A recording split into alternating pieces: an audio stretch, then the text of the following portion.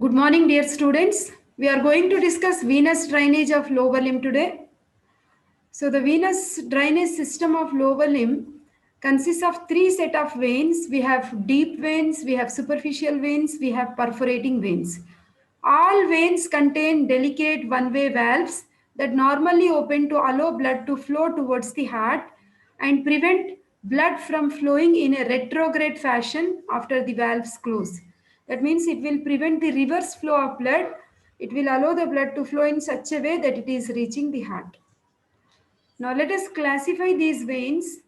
The veins of lower limb, we are classifying them as superficial veins and deep veins. The superficial veins we have are great saphenous vein, small saphenous vein. Deep veins are femoral vein, profunda femoris vein, popliteal vein, peroneal vein, anterior and posterior tibial vein. Apart from that, we also have perforating veins. Now, when you just look at this picture, this is superficial vein, and we have been talking about great saphenous vein when we were doing many regions of lower limb like front of the thigh, femoral triangle, and so on. So when you just look at this whole of the lower limb, on the dorsum of the foot, you are finding the dorsal venous arch. From the medial aspect of the dorsal venous arch, you are finding one big large vein which is running all along the medial aspect of the leg behind the knee and right medial aspect of the thigh and opening into the femoral vein. So this vein is the great saphenous vein on the medial side. If you see the same like dorsal venous arch continuation on the lateral side, we have small saphenous vein which is actually draining in the popliteal vein. So superficial veins include great and small saphenous vein and their tributaries. Deep veins is the list what I just gave you: medial plantar, lateral plantar, dorsalis pedis, anterior posterior tibial, peroneal, popliteal and femoral veins and their tributaries. So we have connecting superficial and deep veins. We have veins called as perforating veins. Like we have about 5 perforators along great saphenous vein, 1 perforator along small saphenous vein, and perforating veins may be indirect or they may be direct also. So now coming to the superficial veins, how do they start? Just look at this dorsum of the foot where we have the dorsal venous arch. Okay, it receives most of the blood, venous blood from the sole. Then deep veins, the dorsal venous arch in the foot is primarily drained by superficial veins. However, perforating veins from this structure move deep into the leg from the forming anterior tibial vein. So medial and lateral plantar veins form posterior tibial and fibular veins. So all these veins, like three veins, like anterior tibial, medial and lateral plantar. So these veins actually combine to form a popliteal vein at the knee. No, so this is the dorsal venous arch. You are finding all these are the like phalangeal veins. Okay. So medial continuation is great saphenous vein. Lateral continuation is small saphenous vein. So this is all you are finding the great saphenous vein. So now you can see like this, suppose this is the superficial vein like the great saphenous vein. You have deep vein. So connecting between the superficial vein and deep vein, you have perforating veins. Okay. So generally soleus muscle, what we see in the posterior compartment of the leg, it will contain like soleal sinuses. The soleus muscle is called as peripheral heart. Here also you can see this is deep vein. Okay. So we have connection between the deep vein and the see this is a deep vein, this is superficial vein. Connecting vein is the perforating vein. Okay. Now, what are the various factors which are helping in venous return? So there is negative intrathoracic pressure, the arterial pressure and overflow, compression of veins, presence of valves. These are the general factors. The local factors are like venous, muscular and facial factors are also there. Okay. So now let us talk in detail about great saphenous vein. So great saphenous vein is, we will see this itself can come as a 5 marks question. Our overall venous drainage of lower limb is an essay question. So we will see the course of the vein, we will see tributaries, perforators and valves. Now when you see the great saphenous vein, this is the largest and longest superficial vein of the limb. begins on the dorsum of the foot and the medial side of the dorsal venous arch. It runs 1 to 1.5 inch anterior to the medial malleolus along the medial side of the leg behind the knee. At the ankle, the position of this long saphenous vein, also called as great saphenous vein, is constant, lying in the groove between anterior border of the medial malleolus and tendon of tibialis anterior. The long saphenous vein, we can see here, see the lower two-thirds of the leg and upper two-thirds of the thigh, the vein lies in the deep fascia. Where the vein crosses the knee joint, it becomes more superficial and often subcuticular. In the thigh, it inclines forwards to reach the saphenous opening, where it pierces the cribriform fascia and it opens into the femoral vein, 3 to 4 centimeters below and lateral to the pubic tubercle. So you can see this is whole course is saphenous means easily seen. It is seen through the skin, and this is the whole long lengthy course. This is our femoral triangle, and here we have the deep fascia, the cribriform fascia, which is porous, which actually great saphenous vein is piercing and it is opening into the femoral vein. The structures accompanying the great saphenous vein, also called as long saphenous vein, is you are finding the saphenous nerve, which is lying in close relation to this great saphenous vein. The nerve is closely applied to the vein in lower two-thirds of the leg, and often it is injured in exploring or stripping the saphenous vein. In the thigh, medial femoral cutaneous nerve is closely accompanied with this vein. Structures accompanying this great saphenous vein, you are finding so many lymphatic trunks are also seen. The superficial drain, all these lymphatics which are accompanying the great saphenous vein will be draining into this group of lymph nodes, that is superficial inguinal group of lymph nodes. Then now see here, what are the tributaries, what are the veins which are opening into the great saphenous vein. We are finding medial marginal vein of foot, we are finding posterior arch vein, anterior leg vein, posterior medial vein, anterior lateral vein. All these veins are opening into great saphenous vein, and great saphenous vein is finally opening into femoral vein.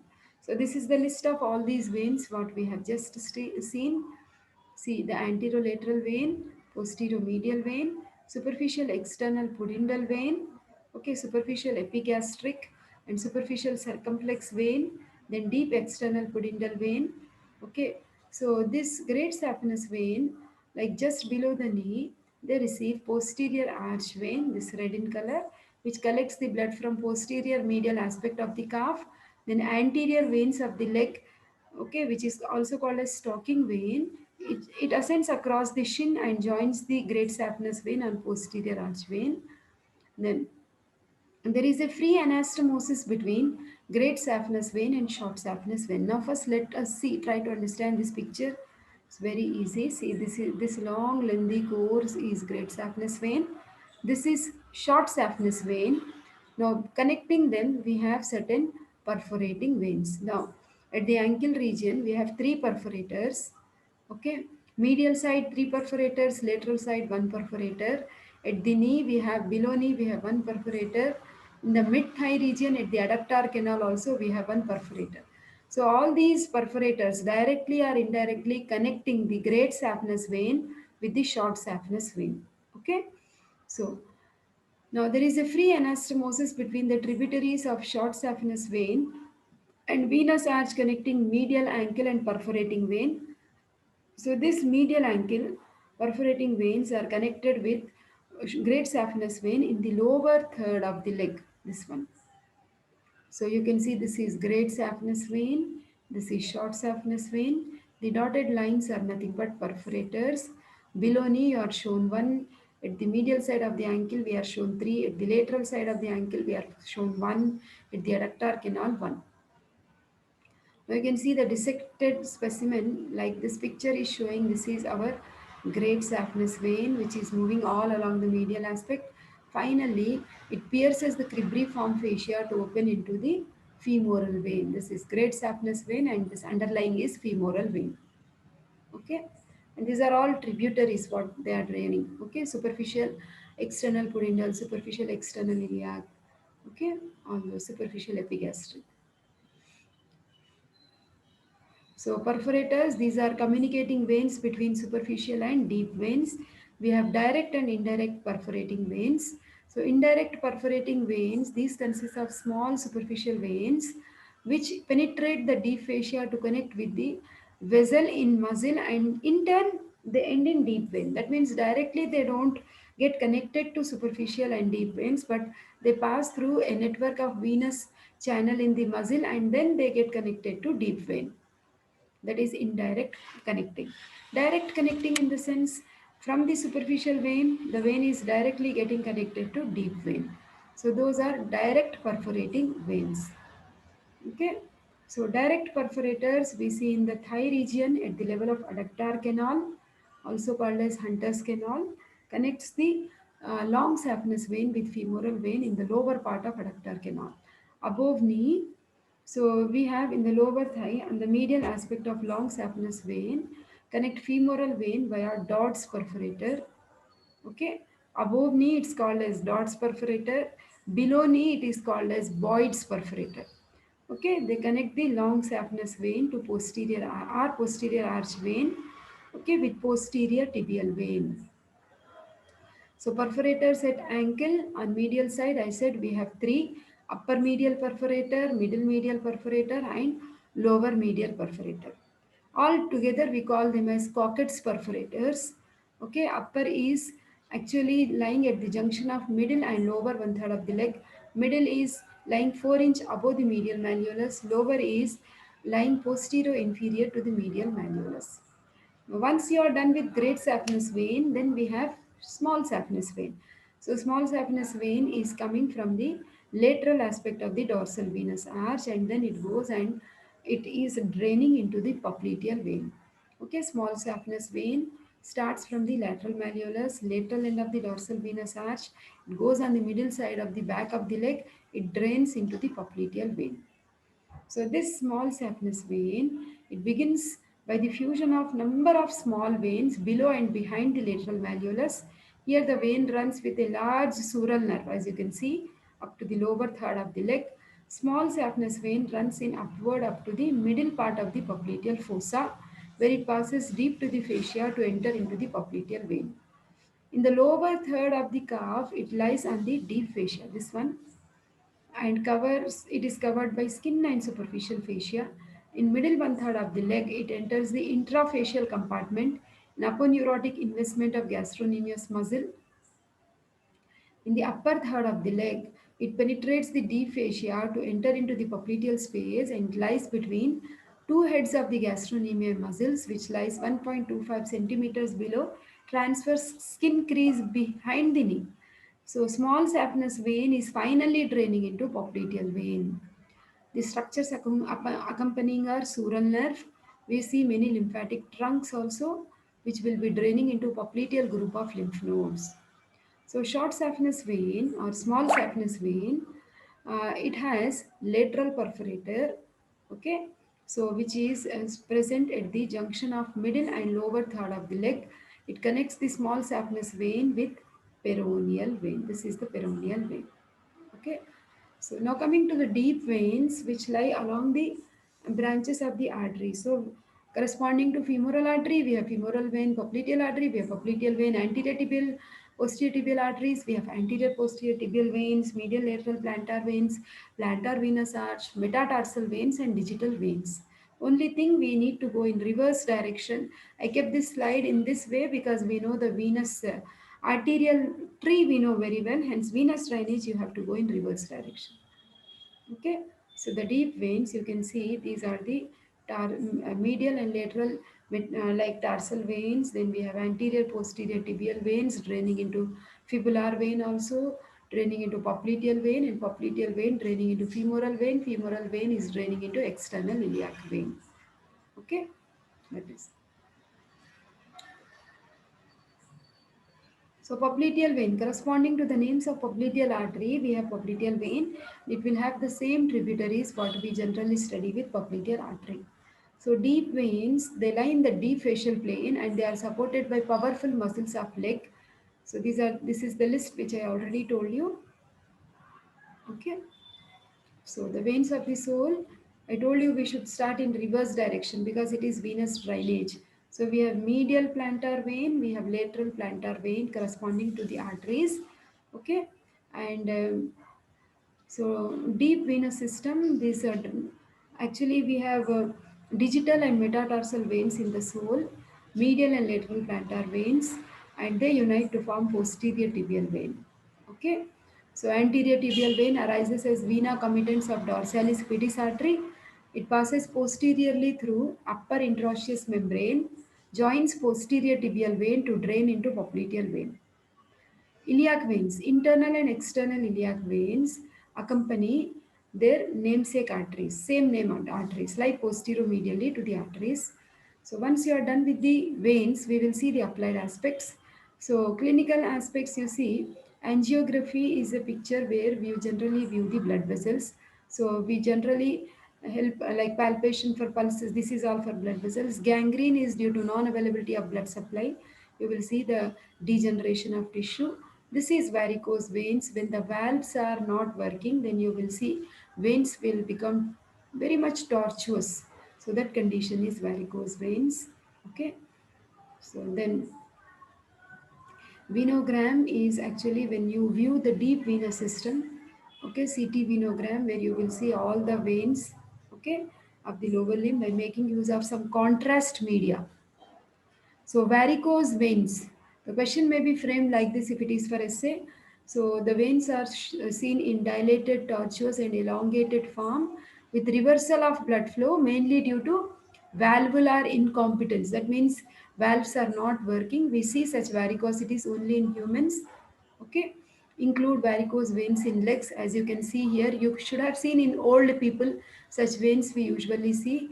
They may lead to rupture and bleeding also, that is hemorrhoids. We usually see hemorrhoids with rectum anal canal. Will be doing this when we do abdomen. Okay, so varicocele generally we see with the scrotal sac, where you see the pampiniform plexus of veins become very much tortuous. We find esophageal varices where the veins again become tortuous and they are prone for rupture. Okay, so venous cut down thing that is actually called as venesection.